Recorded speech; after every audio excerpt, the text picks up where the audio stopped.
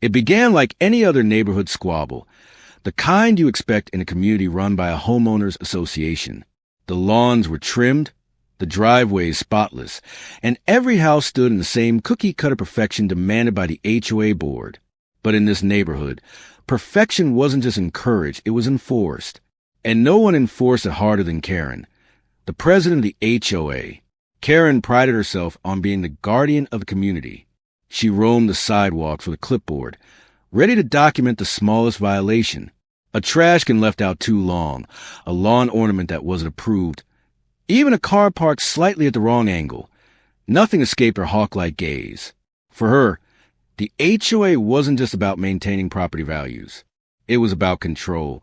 That's why the fine she issued the Johnson family didn't surprise anyone. Their house was neat, their yard well kept.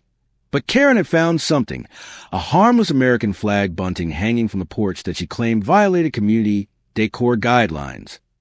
It was a small, patriotic decoration the family had proudly displayed every summer. But according to Karen, it clashed with the uniform look she demanded. The Johnsons, however, weren't like the other families. Most people grumbled, paid the fine, and moved on. But the Johnsons ignored it. They didn't acknowledge Karen's letters, didn't respond to threats, and didn't show up to the mandatory violation hearing. They simply carried on with their lives, unbothered by Karen's crusade.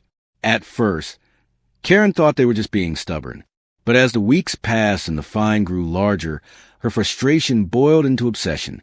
She patrolled past their house daily, glaring at the bunting as if it were a personal insult. She sent more letters, threatened legal action, and even showed up at their doorstep banging on the door. But still, the Johnsons remained silent. Neighbors started whispering. Some admired the family's quiet defiance, secretly wishing they had the courage to stand up to Karen themselves. Others worried the situation would escalate and bring unwanted attention to the community. But no one dared interfere.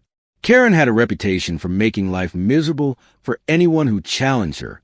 Finally, after weeks of being ignored, Karen snapped. To her, this wasn't about a flag anymore. It was about respect. And Karen wasn't about to let her authority be undermined. So one afternoon, after pacing her kitchen and stewing over yet another unanswered letter, she made the call. She told the police that the Johnsons were refusing to comply with HOA rules and were becoming hostile toward her. She painted the picture of a dangerous, uncooperative family, hoping that law enforcement would force them into submission. When the squad car pulled up in front of the Johnsons' house, the neighborhood froze. Curtains twitched, doors cracked open, and whispers spread like wildfire. Everyone knew Karen had gone too far this time, but no one expected what happened next. The Johnson family calmly stepped outside as the officers approached. They weren't flustered. They weren't nervous. They carried themselves with an ease that unsettled both Karen and the officers. The father spoke quietly to the police. The mother nodded along, and the kids stood by with surprising calmness for their age. Within minutes, the tension shifted. The officers' posture softened. Their tone became respectful, and they quickly left without issuing any warnings or demands. Karen stood at the end of her driveway, dumbfounded. How could this family get away with outright ignoring her? Why did the police seem almost deferential to them? Something about the Johnsons didn't add up. But Karen wasn't the type to back down after one failed attempt. If anything, the mystery only fueled her obsession. She had no idea that her war with the Johnsons was about to backfire in a way that would expose the truth she never could have imagined. Because what Karen didn't know, what no one in the neighborhood knew, was that the Johnsons weren't just any ordinary family. They were all federal agents, living quietly under the radar. And by calling the police on them, Karen had unknowingly lit a fuse that was about to explode. Karen couldn't let it go. The police visit that was supposed to humiliate the Johnsons had ended with them standing taller than ever, while she looked like the neighborhood busybody who cried wolf. But Karen didn't see it that way. In her mind, the officers had simply been too lazy to enforce the rules. If the system wasn't going to back her up, then she would just have to push harder. She began documenting everything. She kept a log of every car that pulled into Johnson's driveway, every light that flickered on after 10 p.m., every visitor who stopped by. She filed report after report to the HOA board, demanding they take action. But even the board, long accustomed to bending to Karen's will, grew tired of her obsession. They brushed her off, telling her it was just a flag, nothing worth escalating. That only made Karen angrier. If the HOA wouldn't protect the community, then she would. She drafted letters threatening to put liens on the Johnsons' home. She slipped notes into neighbors' mailboxes warning them about suspicious activities at the Johnson house. She even followed the Johnson kids on their way home from school, scribbling in her notebook like some self-appointed detective. The neighborhood began to turn against her. Parents whispered about her stalking the children. Families rolled their eyes when she went on her rants about decor violations. The same people who once trembled at her clipboard now avoided her entirely. But Karen couldn't see how far she was pushing people away. She was convinced she was the only one standing between order and chaos. Meanwhile, the Johnsons went about their lives as if nothing was happening. They didn't engage with Karen. They didn't fight back. They didn't even acknowledge her. To them, Karen was just background noise. But in reality, every move she made was being carefully observed. Because the Johnsons weren't just ignoring her. They were documenting her, too. Each note she left, each incident she stirred up, each false report she filed. It was all being quietly compiled into a growing case file. Karen thought she was building a record against the Johnsons, but she was unknowingly digging her own hole. Then came the day Karen decided to raise the stakes even further.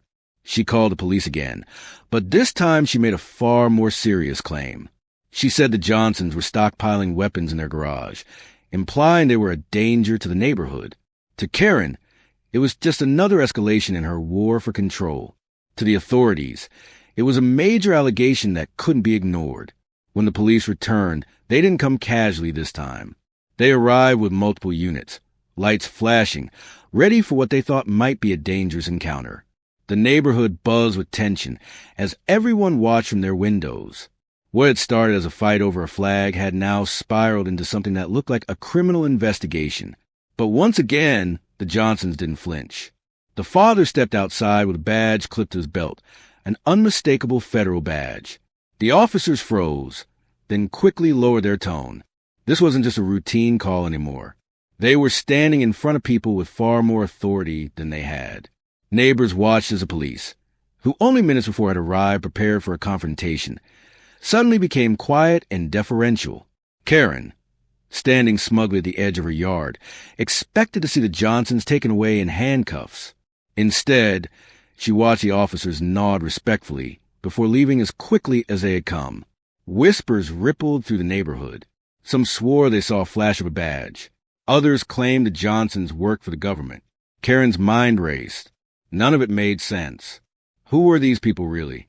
But instead of backing down, the reveal only fueled her obsession further. If they were hiding something, she thought, then it was her duty to expose it. She convinced herself she was protecting the community from something sinister. Karen had no idea that by pushing this far, she had crossed a line she couldn't come back from. The Johnsons had been patient up until now, but their patience was wearing thin, and the quiet case file they were building on her was almost complete. By now, the entire neighborhood was buzzing with rumors. Some whispered that the Johnsons were part of the FBI.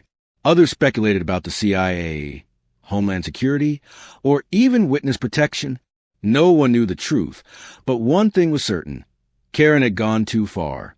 She wasn't satisfied with gossip or suspicion. She began sending emails to local reporters, framing the Johnsons as a secretive and dangerous family. She called the HOA board daily, demanding emergency meetings. She even drove to the police station in person, insisting they investigate the Johnsons before it was too late.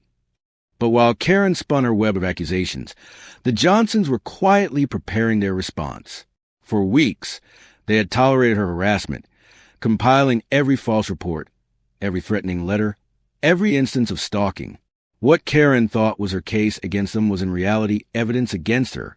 The breaking point came one warm afternoon when federal vehicles, unmarked but unmistakably official, rolled into the neighborhood. Agents stepped out, not in riot gear, but with quiet authority. They walked straight to the Johnsons' driveway, where the family stood waiting. Within minutes, neighbors gathered on porches and sidewalks, watching in stunned silence. Then, in full view of the neighborhood, the Johnsons revealed the truth. Each one displayed credentials: FBI, Department of Homeland Security, and even U.S. Marshal Service. This wasn't a family with secrets. This was a family of federal agents, living quietly while serving their country. The realization hit the crowd like a thunderclap. Karen's face went pale. The people she had accused of being dangerous outsiders were in fact sworn defenders of the law. And worse for her, the Johnsons now had a mountain of evidence showing how she had harassed them, lied to authorities, and endangered the peace of the community with false reports. The federal agents didn't need to raise their voices. They didn't need to threaten. Their presence alone was enough.